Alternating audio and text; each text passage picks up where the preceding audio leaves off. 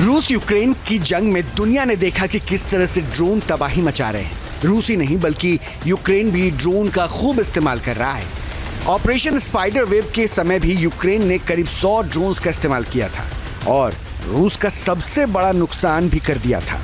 जाहिर है यूक्रेन के साथ 3 साल की जंग में रूस को भी पता चल गया है कि आने वाले दिनों में ड्रोन ही वो शक्ति होगी जो जंग में निर्णायक होगी। लिहाजा रूस को ईरान से जो शाहेद फैमिली के ड्रोन मिले हैं, रूस उसका अपने यहाँ प्रोडक्शन भी कर रहा है।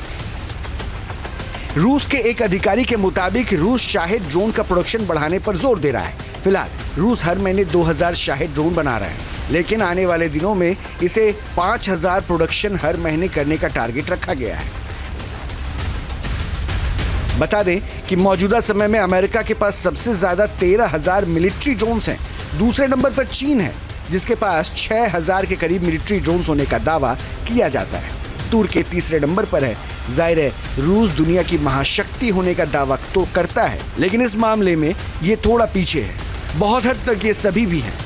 रूस के पास विध्वंसक मिसाइल है, लड़ाकू विमान है, लेकिन ड्रोन के मामले में रूस थोड़ा पीछे है। ड्रोन के मामले में रूस दुनिया का छठा देश है, लिहाजा कहा जा रहा है कि रूस ड्रोन की महाशक्ति बनने में जुटा है। रिपोर्ट के मुताबिक 2030 तक रूस ने ड्रोन मैन्युफैक्चरिंग पर अलग से बजट दिया है। 48 रिसर्च एंड प्रोडक्शन सेंटर्स रूस में खुलेगा। इसके साथ ही रूस के 75% स्कूल्स में ड्रोन से जुड़ी जानकारियां और इससे जुड़ी शिक्षा भी दी जाएगी। पश्चिमी देशों की टेक्नोलॉजी पर जो निर्भरता है उसको रूस खत्म करेगा और 80% टेक्नोलॉजी उपकरण जो पश्चिमी देशों द्वारा प्रतिबंधित हैं, रूस उसको चीन से लेगा।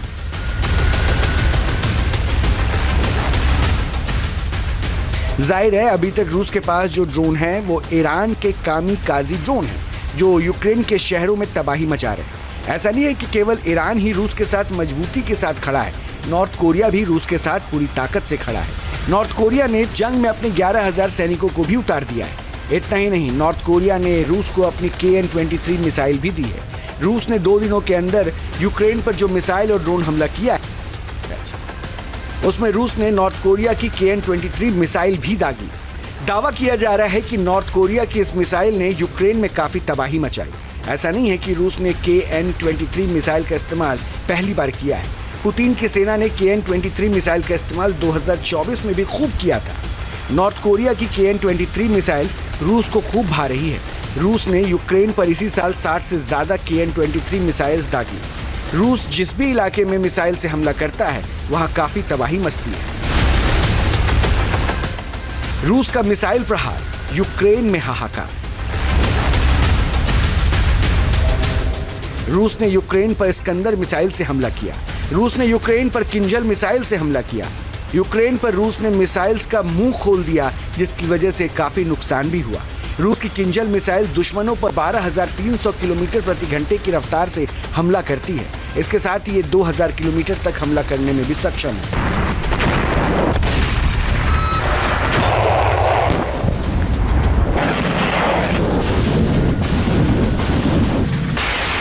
यह मिसाइल अपने साथ 500 किलोग्राम तक विस्फोटक ले जा सकती है।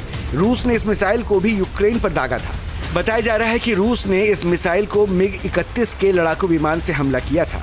यूक्रेन की ओर से दावा किया जा रहा है कि उसने रूस की MiG-31 के लड़ाकू विमान को मार गिराया है। रूस ने 9 जून की रात को किंजल मिसाइल से यूक्रेन पर हमला किया था, लेकिन हमले के समय यूक्रेन ने MiG-31 के को तबाह कर दिया।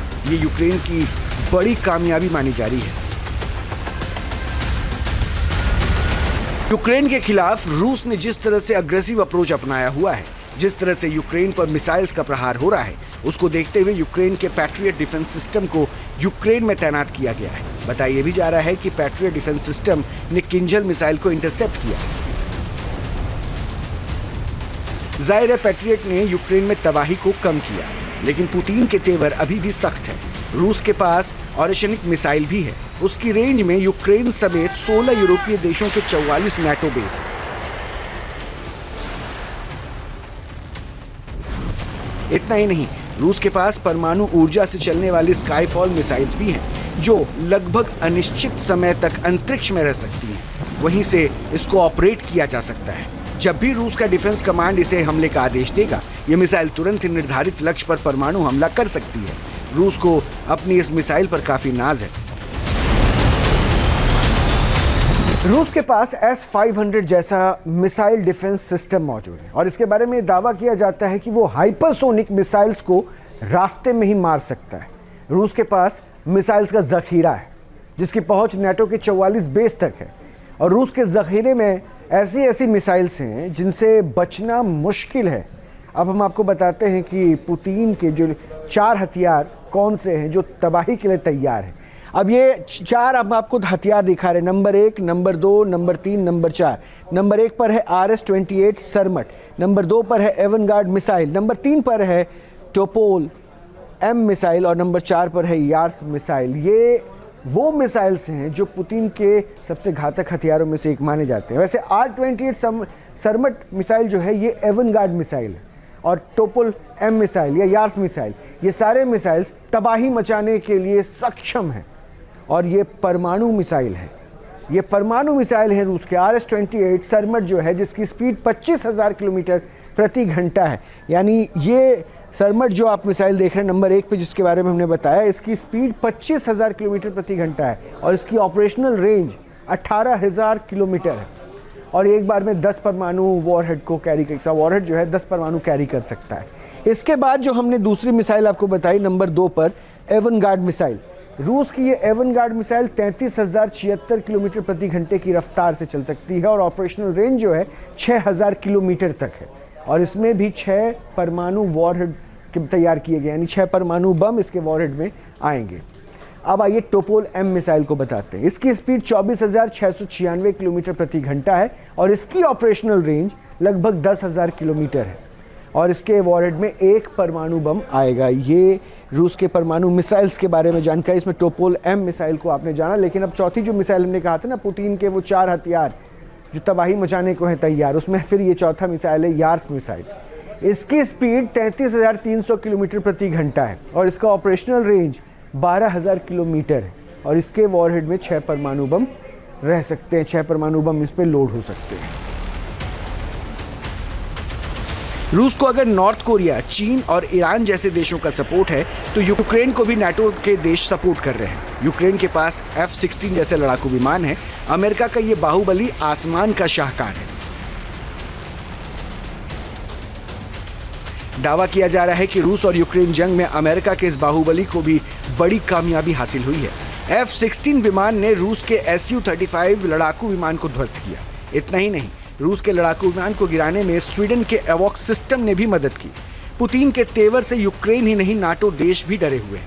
नाटो महासचिव मार्क रूटे ने क्लियर कहा है कि रूस जिस तरह से हथियारों का प्रोडक्शन कर रहा है उसको देखते हुए नाटो के देशों को अपनी मिसाइल और एयर डिफेंस सिस्टम को 400% बढ़ाना होगा। जाहिर है नाटो के वो देश ज्यादा खौफजदा हैं जिनकी सीमा रूस से लगती है।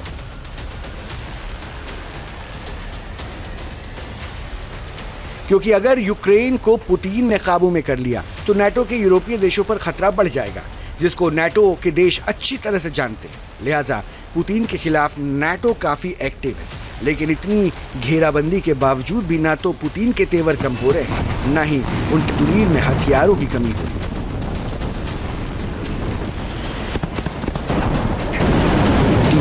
News nation.